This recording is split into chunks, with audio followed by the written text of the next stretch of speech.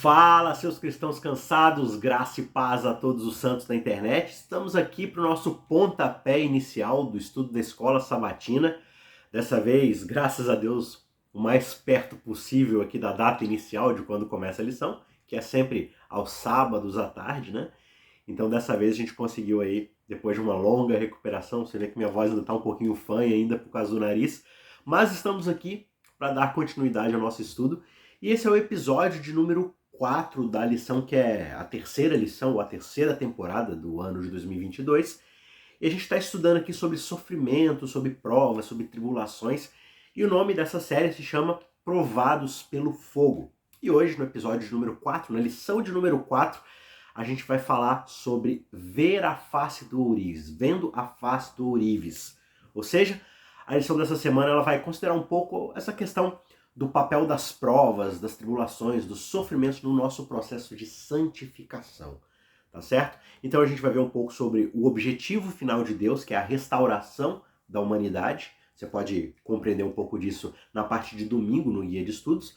A gente vai ver também a compreensão dos propósitos de Deus em aumentar a nossa fé em meio às provas, ou seja, conforme a gente vai compreendendo os propósitos de Deus, conforme a gente tem noção do plano de Deus na nossa vida, isso gera em nós mais base para termos fé e suportarmos a prova. Isso está na parte de segunda-feira.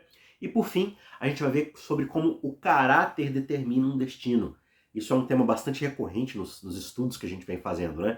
Como é que essa ideia de ter um caráter aperfeiçoado é aquilo que vai nos direcionar para as escolhas que nós vamos fazer, né? Então, nas partes de terça, quarta e quinta-feira do estudo, do guia de estudo da lição, você pode conferir aí esses temas. Então, basicamente, esse é o escopo, esse é a guia daquilo que a gente vai estudar no episódio de hoje, nesse pontapé do guia de estudo, que você pode estudar, claro, muito mais durante a semana. E o verso principal, o verso que vai nortear a nossa reflexão aqui é: e todos nós, com o rosto descoberto, contemplando a glória do Senhor, somos transformados de glória em glória na sua própria imagem, como pelo Senhor, que é o Espírito. Isso está em 2 Coríntios, capítulo 3, verso 18. Então, esse é basicamente o norte aí do nosso estudo. Esse é o verso principal, dentro de novo daquela ideia de como o sofrimento, como as provas, como as dificuldades que a gente vai enfrentando vão aperfeiçoando o nosso caráter e nos santificando, nos tornando mais aptos a permanecermos com um caráter cada vez mais inabalável de acordo com a graça que o Espírito Santo nos concede.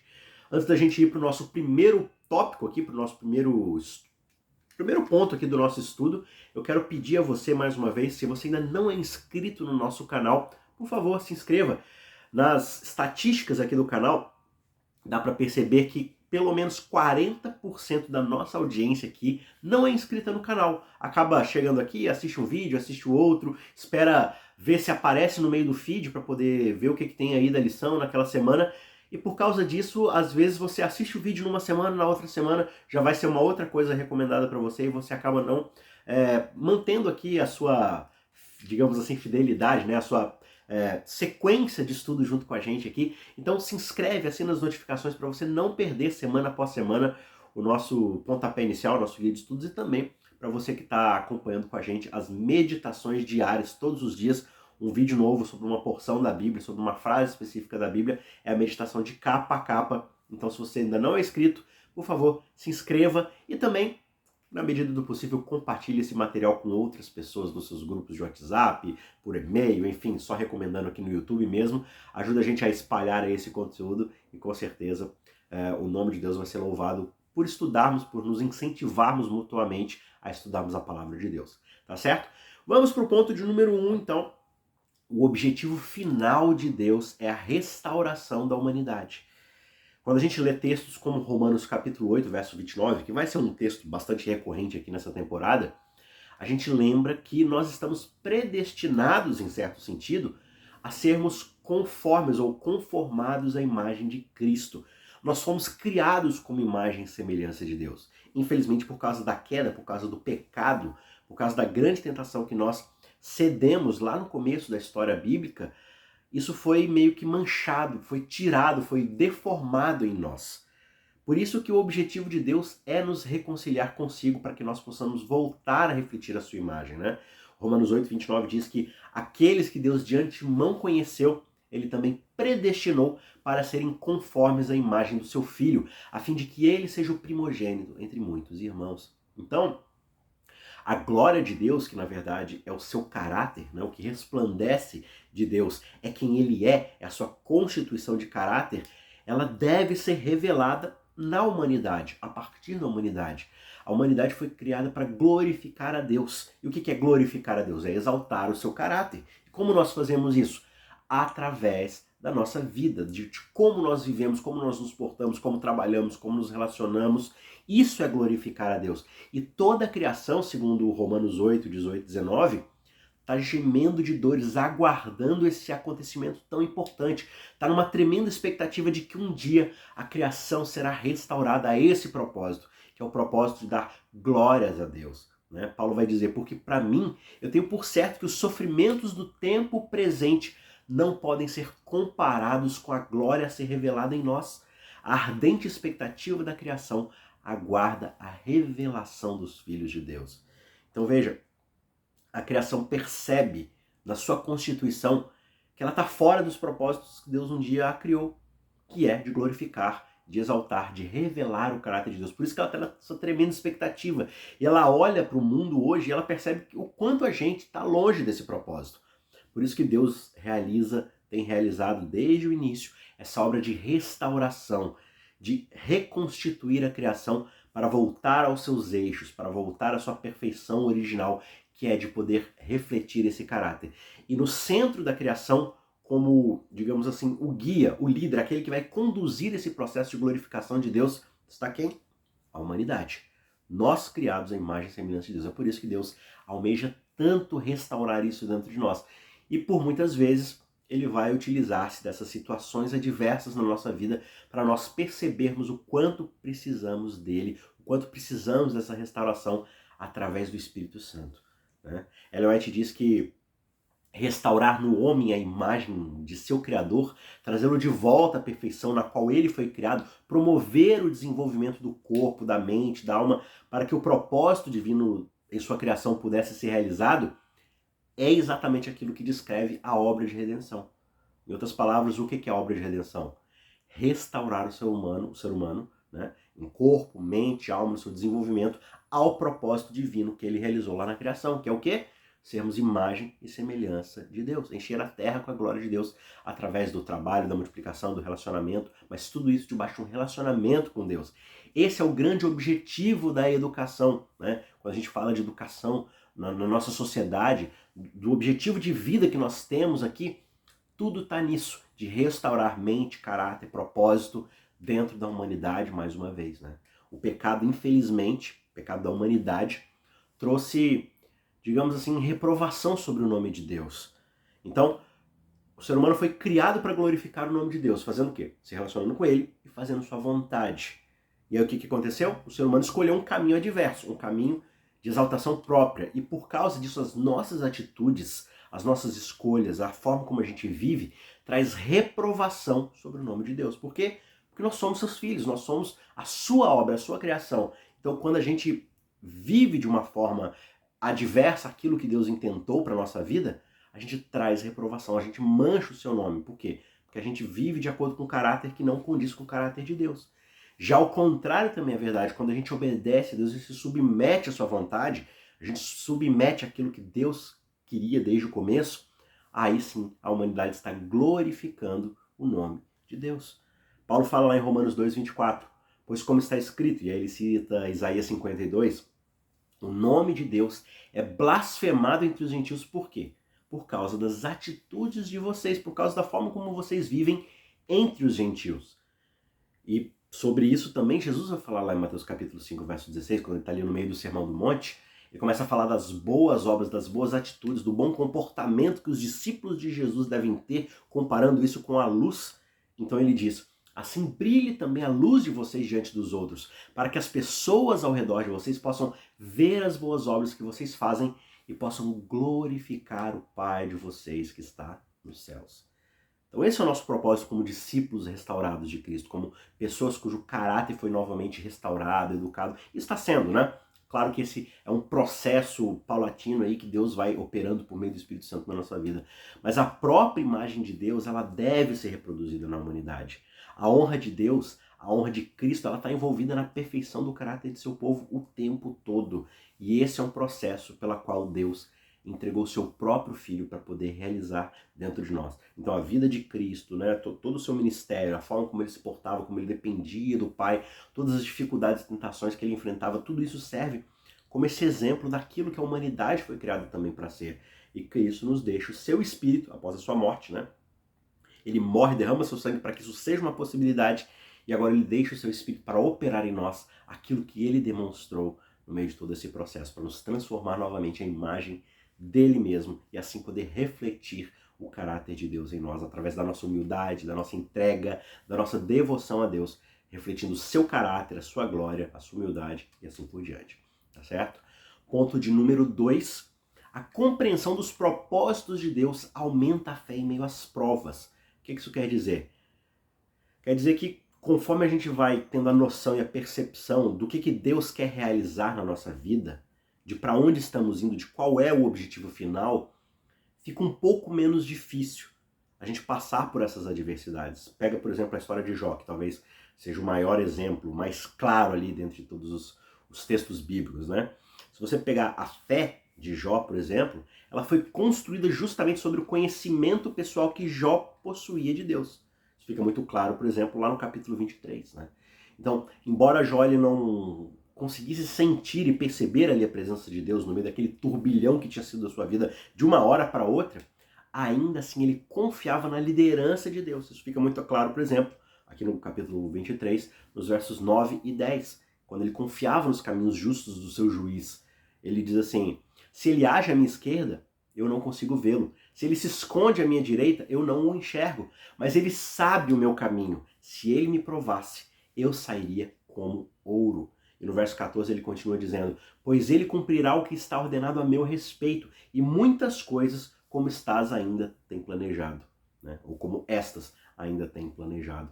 Então, ele tinha uma percepção, embora ele não compreendesse, ele não conseguisse enxergar o resultado final, ele tinha uma clara percepção do que Deus estava realizando na vida dele. Portanto, ele confiava, falou: olha, não estou entendendo o que está acontecendo, está difícil, está doloroso, perdi muita coisa, mas Deus é justo, e se isso é uma prova, eu tenho certeza que lá na frente eu vou sair purificado como ouro. E aí, comentando sobre esse trecho, sobre esse verso 14 aqui, o teólogo Dr. Barnes, ele vai dizer o seguinte, olha, quase assim, parafraseando Jó, né? É uma explicação parafraseando Jó, ele diria assim: eu preferiria ser afligido se eu sentisse que é parte de um plano calculado e deliberadamente formado por Deus, do que se fosse o resultado de alguma causa inesperada, incontrolável, se fosse simplesmente caos na minha vida. Eu preferiria infinitamente estar sob a operação de um plano ou de um decreto onde eu possa haver uma razão para tudo que é feito, mesmo embora eu não consiga ver tudo isso que está acontecendo, do que sentir que eu estou sujeito aos arremessos do acaso cego, do caos, da aleatoriedade, onde possivelmente não deva haver razão nenhuma, né? Então, assim, essa na verdade é uma grande tensão que a gente enfrenta no mundo pós-pecado. É claro que por causa do pecado, por causa das más escolhas que nós tomamos, existe-se muita aleatoriedade por causa do mal. Ah, mas por que tal coisa aconteceu de ruim? É porque a gente está dentro de um propósito caótico onde a gente saiu da vontade de Deus. Então muita coisa aleatória vai acontecer na nossa vida por causa que simplesmente a gente desenvolveu isso. A gente desencadeou uma série de eventos por causa do pecado dos nossos primeiros pais, que foi afetando cada um dos seres humanos que foram nascendo depois de Adão, que é viver para si mesmo, tomar sempre desejos egoístas, escolhas egoístas. Isso vai criando uma situação no mundo de calamidade, né? A forma como a gente explora a natureza, a forma como a gente explora os recursos naturais, a forma como a gente vive em sociedade, as escolhas de leis que a gente determina por meio dos nossos representantes, né, que na verdade estão representando a sociedade como um todo ali. Tudo isso vai gerando efeitos de escolha-resultado. Escolha-resultado, causa-efeito. Agora, no meio disso tudo, Deus está trabalhando, e é o que Romanos vai falar, né? No meio de todas as coisas, apesar de todas as coisas, ou inclusive fornecendo todas as coisas, Deus está trabalhando para o seu propósito, que é de nos restaurar a imagem do seu Filho. Então Deus vai operar no meio de todas essas dificuldades, muitas vezes, toda essa aleatoriedade, ele vai trabalhar positivamente na nossa vida. usando essa dor, esse sofrimento, essas dificuldades para poder nos transformar. Mas também existem certos momentos, e a história de Jó deixa isso muito claro, onde Deus vai causar certa dor na gente. Só que a gente precisa entender que às vezes é uma dor temporária, é quase uma dor cirúrgica para poder remover aquilo dentro de nós, que no longo prazo vai salvar a nossa vida, né? Não faz sentido alguém que está sendo operado de uma doença onde ele precisa ser removido de talvez um membro importante do seu corpo, algum órgão do seu corpo, e isso é removido ali pelo cirurgião e você fica zangado com o cirurgião porque ele tirou aquilo. Não, o cirurgião não está tentando te destruir, ele está tentando salvar a sua vida. E às vezes isso vai exigir um tratamento drástico. Da mesma forma, Deus é capaz de operar sim essas dificuldades, esses testes na nossa vida, se isso significa que lá na frente a nossa alma, no sentido da nossa constituição eterna, vai ser salva, vai ser evitado do perecimento. É o que Jesus vai falar, por exemplo, se o teu olho te faz pecar, é melhor você chegar, né, meio cegueta no céu do que enxergando totalmente lá no inferno.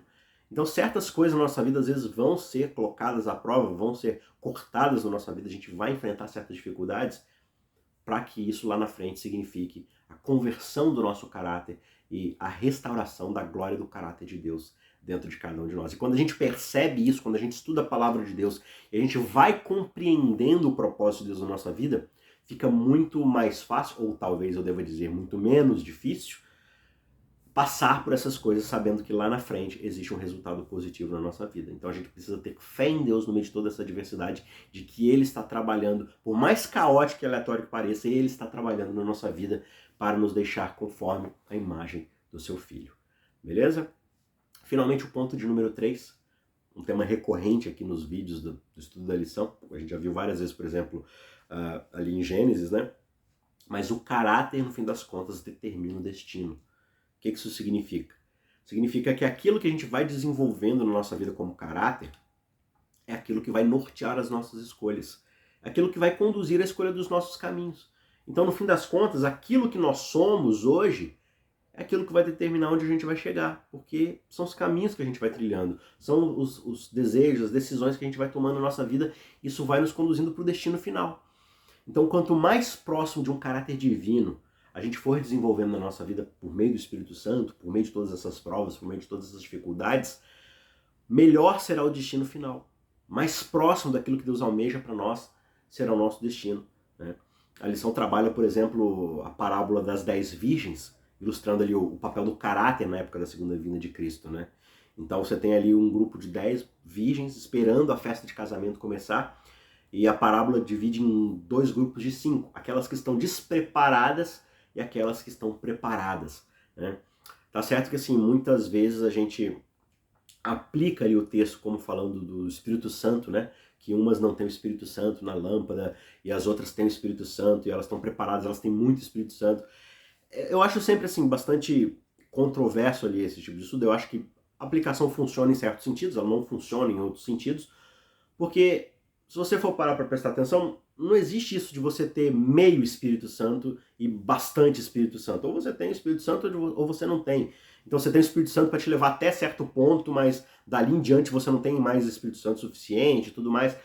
Mas eu entendo também que existe toda uma área, um segmento ali que vai utilizar isso, vai utilizar essa ideia do Espírito Santo para falar que a gente deve o tempo todo estar devotado ao Espírito Santo, né? Buscando o Espírito Santo o tempo todo para a preparação da nossa vida.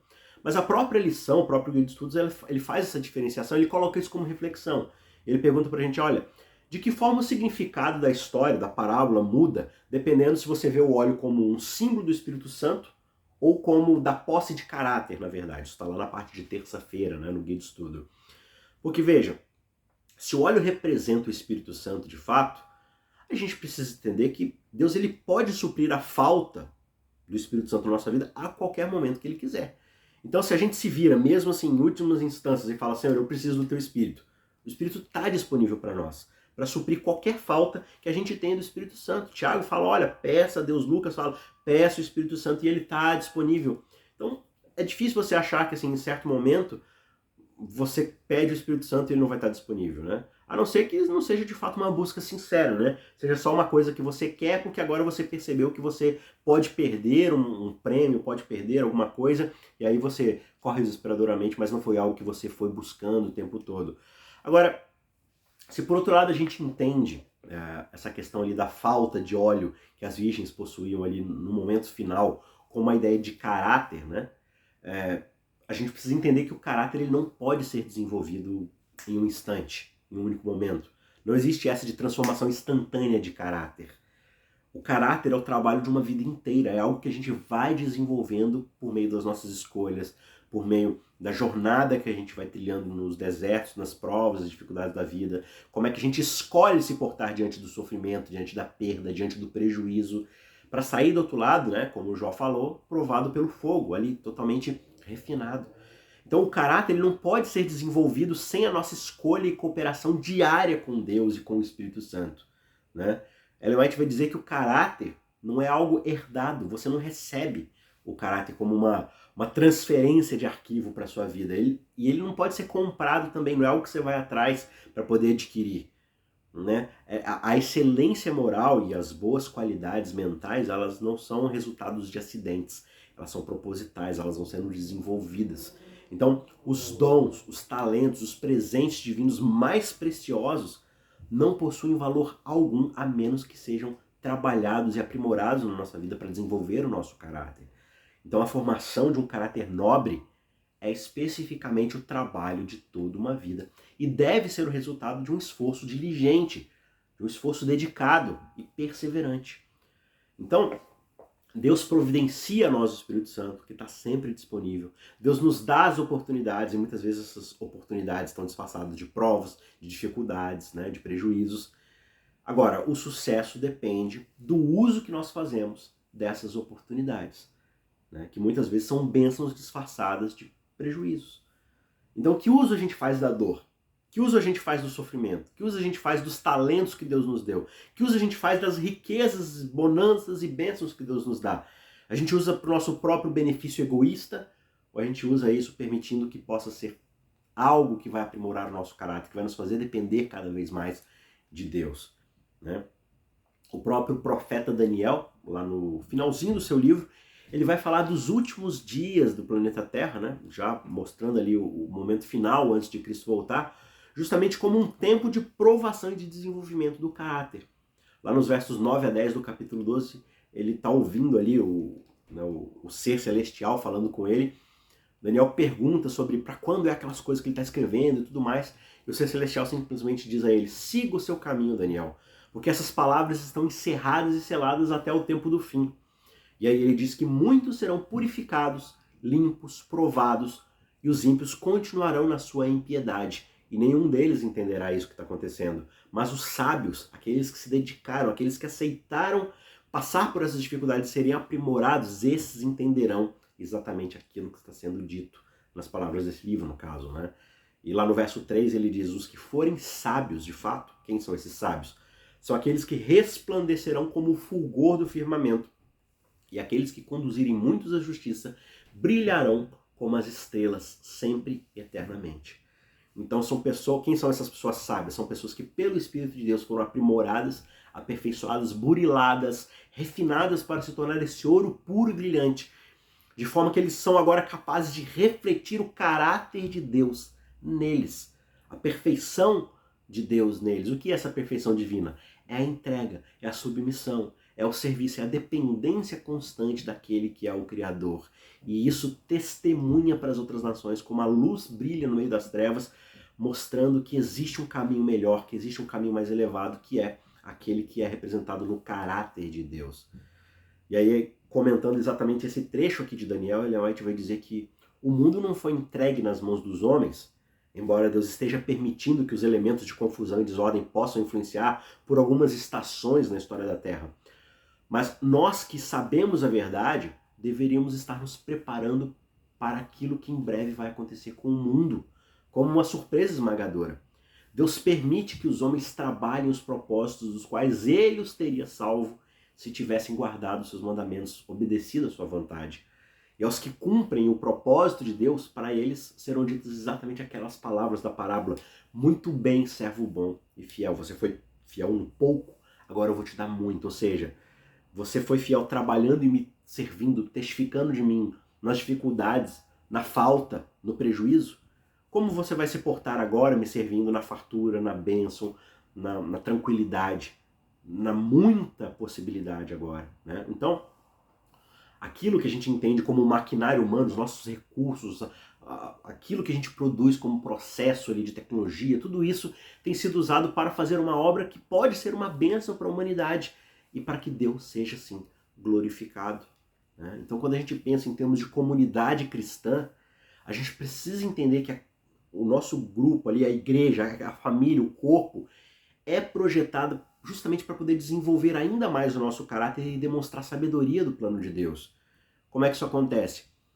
É muito diferente eu desenvolver caráter de forma individualista, quando eu me recluso, quando eu me afasto das pessoas, do que quando eu estou vivendo em comunidade, onde a minha paciência vai ser testada, o meu amor, a minha entrega, a minha capacidade de serviço, todas essas coisas que constituem o meu caráter de acordo com a vontade de Deus, eles vão ser colocados à prova. Porque eu vou lidar com pessoas que aí são mais egoístas, que têm mais falta, que têm tais defeitos de caráter. Eu tenho um defeito de caráter que vai colocar a paciência, o amor e a abnegação de outras pessoas à prova. E ali em comunidade, um testando o outro, todos vão crescendo no serviço, no amor.